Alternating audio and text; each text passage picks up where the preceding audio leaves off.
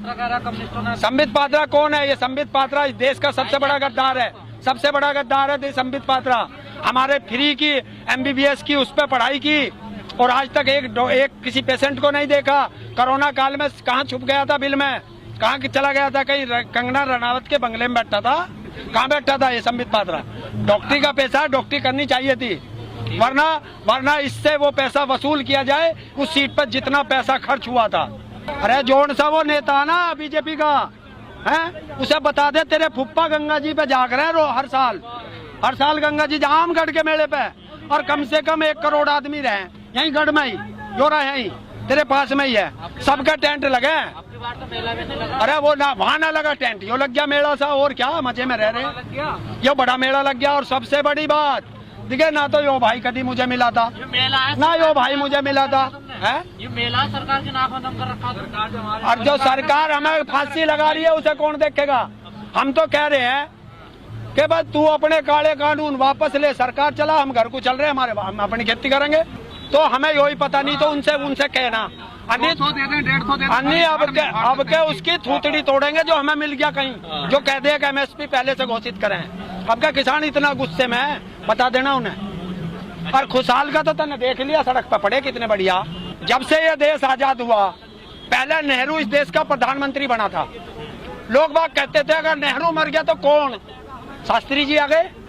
फिर कहा अगर शास्त्री जी मर गए तो एक का प्रधानमंत्री कौन है? तो भैया ये तो देश की संवैधानिक व्यवस्था है, ये चलती रहेगी। कल को मोदी मरेगा, 10 साल बाद मरेगा, फिर कौन? तुम बताओ। जो रामदेव वहाँ बैठ कर कह रहा ना, यो ही कहे सबसे ज्यादा ये बिल बढ़िया है। तो जब तेरा खेती तेरे नहीं, लुगाई तेरे नहीं, घर बार तेरे नहीं, हवाई जहाज में कैसे जा? फिर हमारी जमीन में क्यों टांग डाला? अगर हमारी फटी में टांग देगा तो इसकी टांग तोड़ के मेरे जैसी कर दी जाएगी। वो तो देशवासियों को घी खिलाते हैं, गौ का देसी। अरे यार बार बार पूछो भाई, तुम ये देसी घी कौन सी गाय बंध रही है? शुद्ध देसी है, शुद्ध खावे। हम अपने घर निकाल के, वो तो सारा रिफाइंड खुआ में सब जितने भी कंपनी वाले देख रहे ना। देखिए एक स्मृति ईरानी है, जिस टाइम संसद में 300 रुपए का सिलेंडर मिलता था हम लोगों को, है, और 300 रुपए के सिलेंडर पर देश के प्रधानमंत्रियों को चूड़ियां भेंट कर रही थी, सिलेंडर सिर पर ठाव फिरे थी। आज हमारा सिलेंडर 692 रुपए का आया भाई, खत्म कर दी। सब्सिडी की तो छोड़ दो, 692 रुपए का आया आज मेरा सिलेंडर है। अब कहाँ है वो स्मृति ईरानी? क्यों नहीं अब उसे अपने फुप्पा को जो चूड़ी भेजती, अब भेजे ना, कहाँ बढ़ गई भट्ट में? ये सांसद जितने बैठे हैं ना, ये सारे हराम का खाने वाले हैं। तो ये बेवकूफ बनाना है, पक्का जुमलेबाज, झांसाराम। देखिए देश का सबसे बड़ा झांसाराम अगर कोई है वो नरेंद्र मोदी है। प्रधानमंत्री नहीं, प्रधानमंत्री पद संवैधानिक पद है, लेकिन ये नरेंद्र मोदी देश का सबसे बड़ा झांसाराम है। आज तक इसकी एक बताइए जो इसने कहा हो और वो सच हुआ हो। इसने कहा नोटबंदी में कि 50 दिन, भाइयों बहनों 50 दिन दे दो, वरना जिस चौराहे पे कहेंगे। अरे वो सारे चौराहे हैं, सब गुस्से में बैठे हैं, ये गुस्सा है।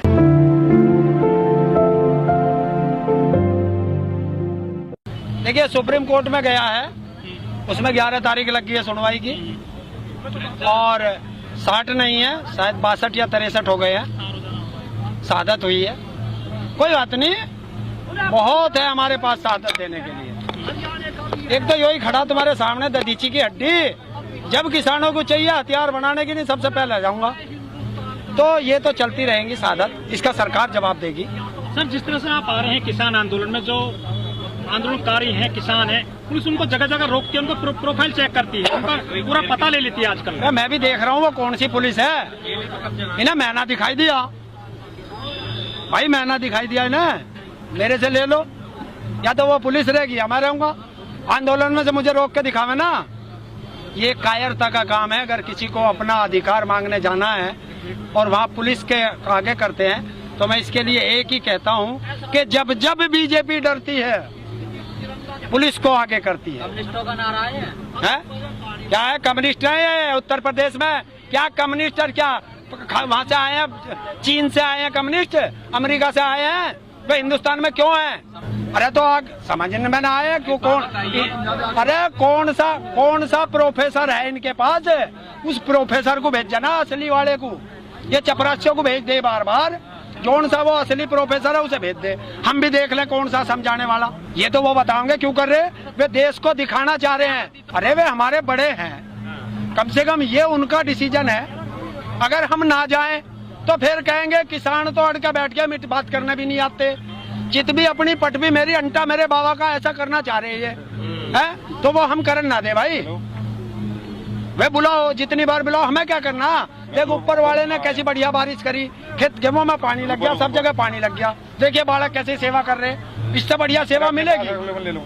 लेकिन इस बार जो दोनों उद्योगपति हैं वो कह रहे हैं कि हम तो डायरेक्ट किसानों से ना जमीन लेते हैं ना अनाज लेते हैं, हमको बेकार कोसा जा रहा किसानों के द्वारा। भाई एक बात तो बताओ, इस देश के दो ही उद्योगपति हैं। इस देश में जितने भी आज तक बीजेपी के राज में ठेके गए, सारे 95% ठेके इन्हीं दो को मिले हैं। यही उद्योगपति हैं। सारा लोन इन्हीं को मिले हैं। अरे ये जो रफेल जो तुम टकराओ हो, ये 5 जहाज आ गए। इससे पहले हिंदुस्तान में जहाज ना आवे थे। संसाधन उनके पास है, हर चीज वो मजबूत है, तो उन्हें मिलेगा ठेका जब। किसे? अरे उस पे तो वो है, क्या बोल लग रहा है वो, दिवालिया।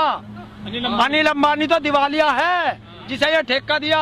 उस पे कौन सी रफेल की है? अरे अगर देना था तो हिंदुस्तान नॉर्कोटेक्स को देते, जिसे हवाई जहाज बनाने का तजुर्बा है। अरे यार मेरे पे ट्रैक्टर चलाना आता नहीं और तुमने हवाई जहाज दे दिया, तो मैं तो मरूंगा तुम्हें भी मार लूंगा। लेकिन वो तो कहते हैं कि देश मजबूत हाथों में है, देश तरक्की कर रहा है मोदी राज में। अरे हम कद कह रहे हैं, देखिए कितना बड़ा मजबूत हाथों में, कितना देश तरक्की कर रहा। खाट से तो सड़क पर सो रहे, देखिए भैया इन्हें दिखा दिए, देखिए सारे। अच्छा, और कैसा बड़ा मजबूत है। मील की पर्ची गांडा घेर रहे। उत्तर प्रदेश में खड़े हो हैं, और देखिए अभी एक। और हाँ, इस पे बात मैं करूंगा, पहले एक बात सुन। वे जो वहाँ कुत्ते आवे ना रोज टीवी पे, रुक जा मैं देता हूँ। कुत्ते जो आवे रोज टीवी पे भौंकने, मुर्गे से लड़ाए वे हैं, क्योंकि क्या काम है वहाँ एक ही काम है। दो तो बैठेंगे हम जैसे हैं लड़ने वाले, एक सत्ता पक्ष एक विपक्ष। एक बैठेगा उन्हें समझाने वाला है, एंकर बैठ जाएगा सबको भिड़ाने वाला है। बस यही करेंगे वे। और क्या करेंगे? उनकी जो बहस होगी गरीबी की रेखा पे है, और बहस करेंगे रेखा की गरीबी पे। मैं कहूंगा कि मेरी पर्ची देख, ये पर्ची, और वहां बैठ के कहे वे बहुत चिल्लावे कि हम एमएसपी फसल आने से पहले जारी कर देते हैं। तो ये उसके बाप की पर्ची है, उसके बाप की, जो वहाँ बोल रहे हैं। ये तो गन्ने की है। अरे गन्ना भी तो एमएसपी पे बिक रहा, मील में और कहाँ पे बिक रहा। तुम्हारा कॉन्ट्रैक्ट भी है उसमें? है, कॉन्ट्रैक्ट है। और देख भाई, इसमें रेट है 0-0। एक राजा ने कही कि मैं एक इनाम दूंगा सबसे बड़ा, जिसका बच्चा सबसे सुंदर होगा। अब सब अपने अपने बच्चों को लेके गए भाई, सबके गबरू जवान थे, सुंदर थे। एक के मेरे जैसा भी था, बेवकूफ सा, बुढ़िया के वो भी लेगी। बोले भाई तू क्यों आई? अब मेरा बेटा है इसलिए सबसे जवान है, तो इसलिए ये धरती हमारी माँ है, इसे लेने नहीं दे किसी को भी। भैया वो बाबा रामदेव नहीं है, मैंने बताया। तुम जैसे भकाए में आ गए, वो लाला रामदेव है। उसने तो ये भी कही थी भाई 15 लाख रुपए आवेंगे थारे खाते में, अन्नू करके आंख मार दी थी। समझे नहीं? समझो, बहुत उज्ज्वला योजना करते हो तुम लोग। पहले उसकी सच्चाई जान के आगे रहो पत्रकार महोदय। उस उज्ज्वला योजना का क्या है? इन्होंने कहा कि फ्री में सिलेंडर देंगे गरीबों को, चूल्हे दे दिए, सिलेंडर दे दिए, और उनकी जो सब्सिडी आती थी वो नहीं उन्हें मिलेगी जब तक इसकी पूरी रिकवरी ना हो जाए। ये है उज्ज्वला योजना का सच। तो ये 700 रुपए में सिलेंडर भरवा दिया, उनका 800 में भरवा दिया है। किसान कैसे ले लेगा? गरीब आदमी 700 रुपए एक साथ कहाँ से लाएगा करते करते। हम तो आगे 15 लाख के झांसे में, और ये आगे 2 करोड़ की नौकरी के झांसे में। अब जो 2014 में 18-20 साल के थे, आज वे 25-30 साल के 25-26 साल के हो गए हैं। अब सालों में सबके ब्याह हो गए, एक बालक भी हो गया होगा।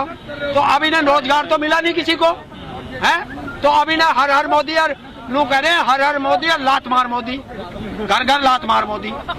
सुन लो भाई, तुम्हारे काम किए बाल को मैं बकरे ने की, कुछ कट गया, कुछ फिक गया, कुछ बिक गया बाजारों में, कुछ ले गया नद्दाक खरीद के, नद्दाक के धुने को। और जब पड़ी मार हथौड़े की, धुनकी की, जब पड़ी मार धुनकी की, तो मैं की जगह तू ही निकलने लगा। तो मैं तो किसी बकरे की नहीं रही, इनकी तो हो गया कि जो मोदी जी कहते थे ना, सौगंध मुझे इस मिट्टी की। तो मोदी जी सुन लीजिए, आप कहते थे सौगंध मुझे इस मिट्टी की, तो मोदी जी के में मैं था।